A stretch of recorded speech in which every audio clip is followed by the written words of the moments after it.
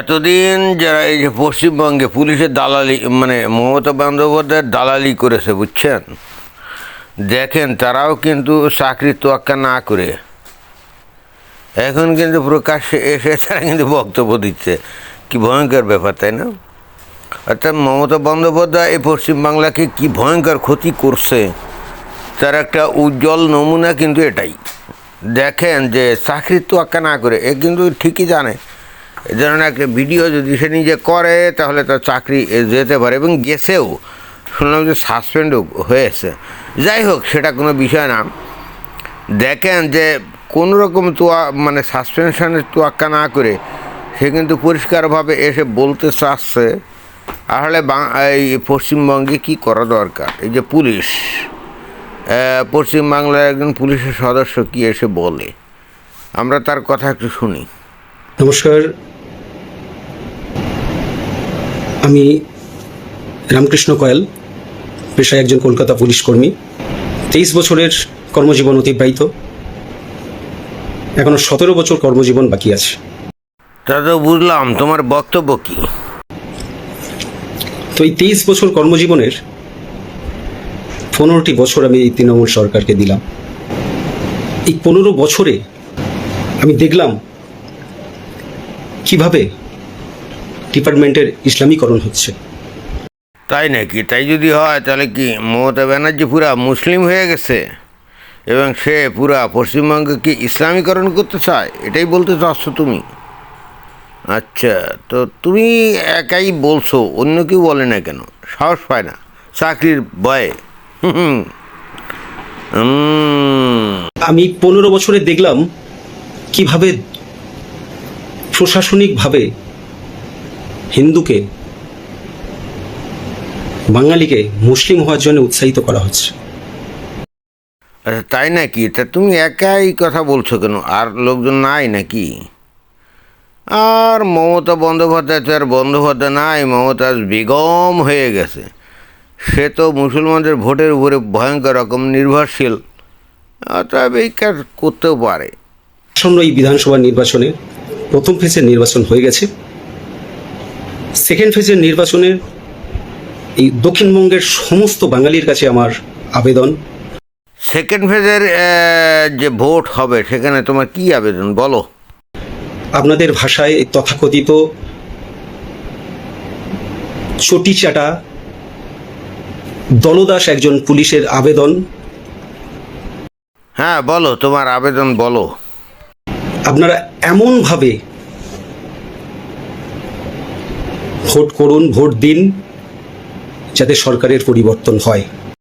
এই পশ্চিমবঙ্গের মানুষ ওই যে কি কি ভাতা দেয় জানি, এই যে লক্ষ্মী ভাণ্ডারে 1000 না 1500 টাকা দেয় না, মা দারচত তোরা 5 বাংলা মাল খেয়ে টাল হয়ে থাকিস। দেখ, এই একজন পুলিশের একজন লোক, সেও কিন্তু এসে বলছে, দেখছিস এ কি বলছে, কি মানে তার চাকরি কি সেফ না? সে তার চাকরির তোয়াক্কা না করে সেই কথা বলছে। কেন বলছে? সে কিন্তু ঠিকই বুঝতে পারছে এই যে তোদেরকে নাকি মুসলমান বানাবে, মাথার চোত। আর তোদের তো নিজেদের ধর্ম সম্পর্কে কোনো জ্ঞান নাই, ইসলাম সম্পর্কে তো প্রশ্নই ওঠে না। আমি তো তোদের সাথে কথা বলছি, তোদের নিজেদের ধর্ম সম্পর্কেই তো কোনো জ্ঞান নাই, তো ইসলাম সম্পর্কে তো কোনো জ্ঞান নাই, তাই না? ইসলামীকরণ চলছে এই মানে এই মমতা বন্দ্যোপাধ্যায়, দেখ চিন্তা করে দেখছিস তোদের কি ভয়ঙ্কর ক্ষতি করছে। এই মমতা বন্দ্যোপাধ্যায় তোদের জন্য অভিশাপ, বুঝছিস? এই পশ্চিমবঙ্গের লোকজন, আমরা যারা, তোরা আমার কথাবার্তা শুনি, মন দিয়ে শুনছস, এই মমতা বন্দ্যোপাধ্যায় তোদের জন্য একটা অভিশাপ ছাড়া আর কিছুই না। সে ওই যে পশ্চিমবঙ্গের মানে হিন্দু যারা আছে তাদের মুসলমান বানাতে চায়। এই জন্য ওই যে স্লোগান দিয়েছে কি, জয় বাংলা। মাদার চো, তোরা জানিস জয় বাংলা স্লোগানটা কি? 1971 সালে যখন বাংলাদেশ স্বাধীনতা অর্জন করতেছিল তখনকার স্লোগান ছিল জয় বাংলা। তোরা যদি জয় বাংলা স্লোগান দিস, what does it mean? It means you are না separate your West Bengal from India. Do you have any idea about it? আর এরপরে তোরা মাদার চত, তোরা ওই 1,500 টাকা কি এখন তো 1,500 টাকা দেয় না, 5 মাল খাস হারামজাদা, তোদের কোনো আত্মপরিচয় নাই, শুয়োরের বাচ্চারা। শুয়োরের বাচ্চারা, তোরা যদি সত্যিকারে হিন্দু হোস, এইবার এই মমতা বন্দ্যোপাধ্যায়কে যদি তোরা ত্যাগ না করিস, বুঝতে পারবো যে তোরা আসলে কুত্তার বাচ্চা, তোরা আসলে মাদার চোত। এই দেখ, পুলিশের একজন সদস্য, তাই না, তার তো চাকরি সেফ, সে এত রিস্ক নিয়ে এই কথা কী কারণে বললো? চিন্তা করে দেখছ?